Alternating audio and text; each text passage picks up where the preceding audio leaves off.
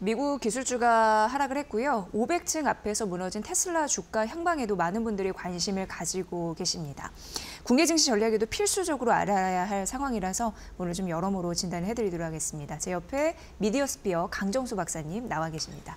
박사님 어서 오세요. 안녕하세요. 네, 일단 우리가 좀 리스크는 안고 오늘 시장에 출발을 했습니다. 네, 뭐 미국 트럼프 대통령이 관세 충격 이슈 있고 또 인플레이션이 다시금 반등하는 흐름들, 전기차 관련주를 중심으로 기술주가 하락하는 모습. 네. 그런데 이게 이제 중국 판매량이 둔화가 됐고 실적 악화에 대한 우려들 겹겹이 쌓여 있는데 이번 주는 뭐니 해도 관전 포인트는 뭐라고 생각하시는지 궁금했습니다. 계속해서 관세든 이러한 트럼프 정책이 구체화되는 것이 어디까지 구체화될 것인가가 대단히 중요한데요. 여러분 보셔야 할 것이 1950년부터 지금까지 미국 대통령이 취임식한 1월 다음에 2월은 S&P 500이 평균 이윤율이 마이너스 1.3%입니다. 그러니까 한 번도 오른 적이 없어요. 그러니까 2월 달에는 아무래도 새로운 정부가 들어서서 계속해서 정부의 경제 전략을 발표하다 보니 시장이 여기다 출렁일 수밖에 없는 거고, 이것이 인플레이션을 가속화시킬 것인지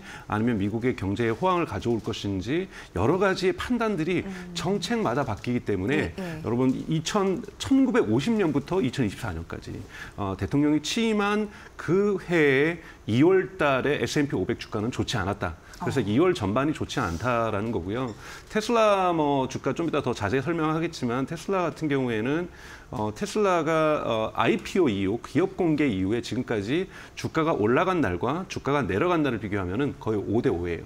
그래 반반이었습니다. 네네. 그렇게 해서 대단히 이 등락폭이 큰 변동성이 대단히 큰 주식이기 때문에 단기 매매로 오늘은 오를 것이다, 오늘은 내릴 것이다 예측하기 어려운 주가가 또 테슬라 주가라는 부분들을 좀 특성을 좀 알고 좀 보셔야 된다는 말씀을 좀 드리고 싶습니다. 네. 지난달 1월 중국에서 부진한 실적을 거둔 이후에 주가가 닷새간 10% 이상 떨어지는 흐름들이 있었는데 이 중국 판매에 대한 거 여러모로 좀 걱정이 많으신 것 같습니다. 그렇죠. 중국 판매뿐만 아니라 유럽 판매도 심각한 수준이죠. 독일 같은 경우에는 50%의 마이너스 성장률을 보였고 1월 같은 경우에 전년 동기 대비, 프랑스 같은 경우 60%, 마이너스 60%가 넘었고요.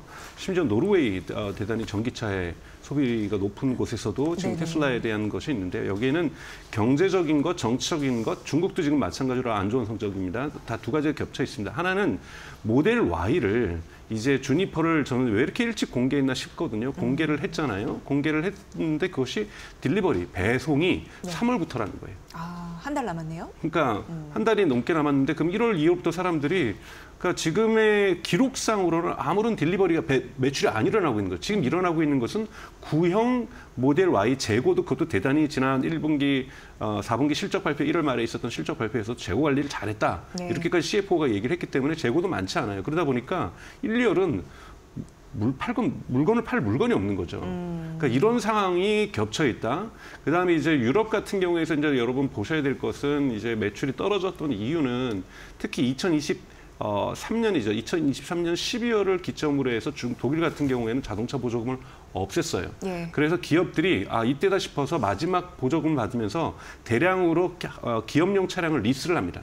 이 리스 주기가 이제 2년이 끝난 거죠. 근데 여기에서 연기를 하려고 했더니 첫째 테슬라 차량이 나오지가 않았어요. 그러다 보니까 뭐 맞는 차량이 없다 보니까 뭐 자국 내 브랜드인 폭스바겐이나 뭐 BMW 쪽으로 전기차 리스를 바꿨던 것도 있고 또 하나는 이제 이러한 경제적인 이유들이 분명하게 모델의 정책적인 이유가 1, 2월에 테슬라의 그 차량 매출을 갖다가 급감시키는 원인이 되고 있는 것도 있고 여러분도 잘 아시겠지만 머스크 리스크죠. 제가 여러 번 다른 곳에서도 말씀을 드리고 여기서도 말씀을 드렸는데 테슬라의 가장 큰 리스크는 일론 머스크 스스로입니다. 일론 머스크는 기회이자 위기를 만들어내고 있는데요. 아무래도 특히 12월과 1월에 있었던 독일 정치라든지 유럽, 영국 정치라든지 또 이탈리아 정치에 트럼프가 직접적으로 개입을 했죠. 개입을 하게 되면서 여기에 대한 반감들이 엄청나게 지금 이루어지고 있고 독일 같은 경우에는 지금 이제 곧 선거죠. 이 선거가 있다 보니까 선거 직전에 대단히 정치적인 어떤 소용돌이가 커지고 있는 상황에서 트럼프가 직접적으로 여기서 개입했다라는 것은 항상 정치라는 건 그렇죠. 한쪽 편을 들게 되면 반대편을 지지하는 분들은 싫어지는 거거든요. 내가 왜 여러분들도 색을 뚜렷하게 될 수밖에 없으니까요. 이런 부분들이 원래부터 트럼프 지지 그때부터 우려됐던 부분들이고 이것이 현실화됐던 부분이라고 보는데요. 저는 이것이 장기화될 거라고는 보지 않습니다. 네. 지금 그 정치적인 부분을 말씀해 주셔서 말씀드리는 건데 그 유럽이나 그리고 캘리포니아 소비자들이 테슬라에 등을 돌리는 이유가 일론 머스크 때문이다. 그렇죠. 왜 정치에 개입하느냐. 네. 이런 부분들이 또 크게 좀 그렇죠. 자리하고 아무래도 있는 여러분 거네요. 유럽에는 네. 전체적으로 진보라든지 보수당 같은 경우에도 전통적인 보수당의 뭐 색깔이 강한데 지금 네. 일론 머스크가 유럽에서 개입하고 있는 것은 이른바 극우 정치에 대한 그렇죠. 지지가 지금 네, 이루어지고 네. 있는 거고 네. 또 여러분 뭐 미국의 캘리포니아 같은 경우에는 자동차 시장에서는 미국에서는 가장 큰 주임에도 불구하고 여기에는 대단히 강력한 민주당 지지, 쪽, 예. 전통 민주당 지역이라고 볼 수가 있죠. 여기에서 일론 머스크에 대한 반감들이 형성되는 것은 테슬라의 가장 풀어야 될 리스크라고 볼 수가 있습니다. 저 개인적으로도 조금은 실망하는 부분들이 있는 거고요. 이것은 아무래도 정치적인 행동들을 하다 보니 여기에 대한 판단들이 요구되는 거고 여기에 대한 실망스러움이 누적될 수밖에 없는 거거든요. 아무리 일론 머스크하고 테슬라를 분리시켜서 사고하려고 해도 쉽게 분리되지 않기 때문에 물론 저는 테슬라는 이제 일론 머스크가 만들어 놓았고 일론 머스크가 없었다면 지금까지 발전할 수 없었다라는 건 동의하지만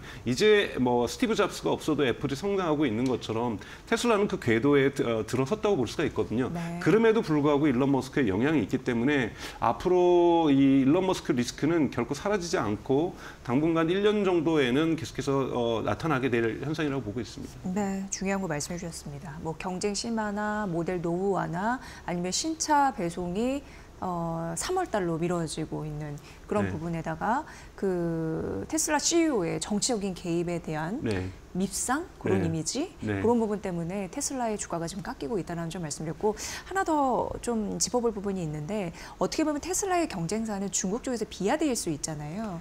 그런데 이게 문제가 뭐 샤오미 등 전기차 후발 그 기업들의 공세가 정신없이 이루어지고 있는 상황이라서 이에 대한 판단은 우리가 어떻게 내려야 될지 궁금합니다. 이 비아디 같은 경우에는 우리나라에도 렌탈 업체로 들어올 가능성이 있기 때문에 엄청 얘기가 또 많이 돌더라고요. 네, 렌탈 업체로도 한국은 들어올 것이고요. 예. 당연하게. 그리고 지금 현재 직접 판매도 시작을 했고요. 일본도 직접 시작 판매를 했고요. 비아디 같은 경우는 이제는 이미 그 탄력을 받은 거죠.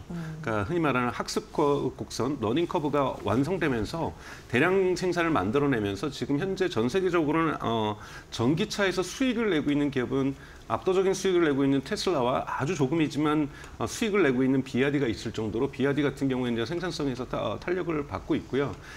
그리고 이제 1월 달에도 판매가 6만 6천 대, 즉 대단히 높은, 그러니까 전년 동기 대비, 작년 1월 대비 무려 80%가 성장하고 있는 이런 워낙 1월은 전기차 판매가 안 좋습니다. 왜냐하면 특히 중국 같은 경우는 우리 한국하고 유사하게 설 연휴가 끼어 있기 때문에 판매량이 줄어들 수밖에 없는데 이럼에도 불구하고 비아디가 많이 팔렸다는 것은 비아디가 2025년에 되게 가파른 성장세를 이어갈 것을 전망을 해주고 있고요. 샤오미 같은 경우에는 아직 1월 달 판매 통계가 나오고 있지 않습니다만 작년 10월에 이제 월 2만 대까지 도달을 했거든요. 그리고 11월에도 2만 대를 넘어섰고 그래서 이제 월 2만 대는 기본적으로 판매하는.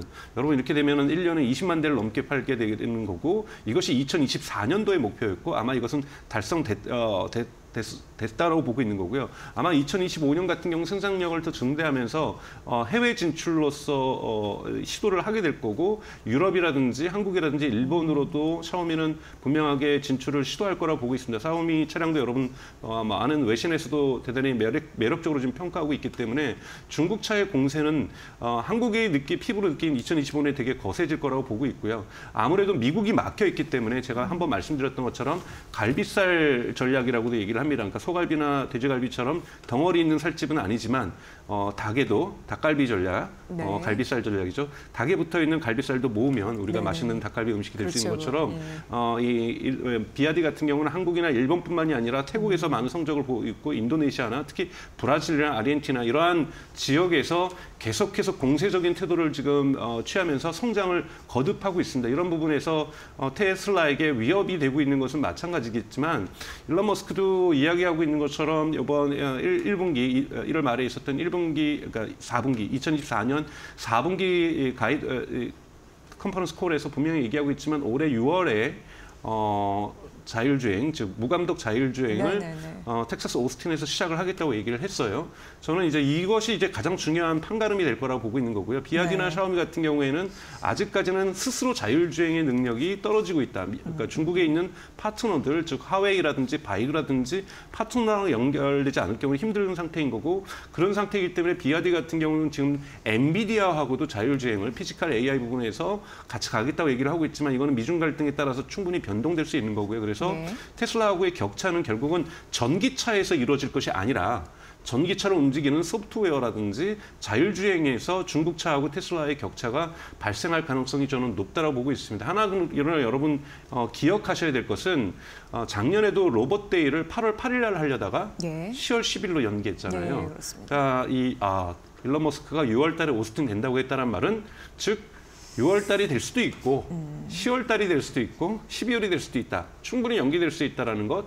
다만 이 6월 달이라고 발표했을 만큼의 준비에 대한 자신감은 분명하게 있다라는 것이지만, 충분히 몇 개월은 연기될 수 있다라는 거고, 테슬라는 저는 그 날까지는 계속해서 횡보하는 모습들을 보여줄 가능성이 대단히 높다라고 보고 있습니다. 네, 그래서 항상 기사 보면은 서학개미들이 그 테슬라 투자하신 분들 눈물을 흘리고 있다, 이런 얘기가 나오는데 어쩔 수 없는 것 같습니다. 이게 비감독형 FSD뿐만 아니라 6월에 텍사스에서 진행된 테스트들, 그 로보택시 서비스 이런 부분이 또 연기되면은 주가가 또 크게 흔들릴 수 있기 때문에 단기적인 부분으로 좀 봐야 된다는 말씀해 주셨고, 지금 테슬라는 자체 AI 개발에 사활을 걸고 있는 그런 모습이 보여요. 그래서 일론 머스크의 또 다른 회사인 그 XAI 같은 경우에도 그록을 직접 개발하는 그런 모습을 좀 보여줬는데, 이게 어떻게 보면 이제 휴머노이드 로봇 개발로 이어지는 그런 흐름으로 이어지지 않을까라는 생각이 됩니다. 그럼 옵티머스 로봇이 또 생각이 되는데, 워낙 요즘에 피지컬 AI에 대한 관심이 높아져서 이에 대한 전략을 어떻게 세워야 될까요? 그러니까 여러분들 이제 로봇, 지금 한국도 로봇주들이 대단히 반응이 좋죠. 그러니까 로봇, 지금 한국에서 반응이 좋은 그 로봇주들은 대부분 이것이 소프트웨어든 하드웨어든 코봇이라는 겁니다. 코봇은 인간과 함께 일하는 로봇들, 협동 로봇, 그러니까 협동 로봇이라고 하는 거죠. 그래서 인간 옆에서, 그래서 부닥쳐도 문제가 없고, 그래서 그러니까 휴머노이드 로봇처럼 인간의 모습을 가질 이유가 전혀 없어요. 지금 한국에서 성장하고 있는 로봇주들은 대부분 이런 협동 로봇주들이고, 여기에 들어가는 소프트웨어라고 볼 수가 있고요. 지금 테슬라나 엔비디아가 지금 바라보고 있는 시장은 협동 로봇 시장이 아니라 휴머노이드 로봇 시장이고, 이건 두 가지가 질적으로 다릅니다. 휴머노이드 로봇 시장은 여러분 아시는 것처럼 지금 테슬라가 가장 앞서가고 있고, 여기에 지금 엔비디아가 참전을 해서 구체적인 지금 소프트웨어를 내놨고, 구글은 작년 12월에 참전 선언을 시작을 했고, 애플도 올해 1월 말에 우리도 참전의 가능성이 높다라고 이야기를 하고 있습니다. 그래서 빅테크들이 이렇게 참여하는 것은, 휴머노이드 시장은 제가 여러 번 강조했지만 최소한 자동차 시장이 30배가 넘는 시장이다. 그러니까 코봇 시장하고도, 우리가 협동 로봇 시장하고도 비교가 안 될 정도로 엄청나게 큰 시장인데, 여기에는 크게 세 가지가 구성 요소가 있다고 볼 수 있습니다. 하나는 뇌를 차지하는 AI를 누가 먼저 잘 만들 것인가.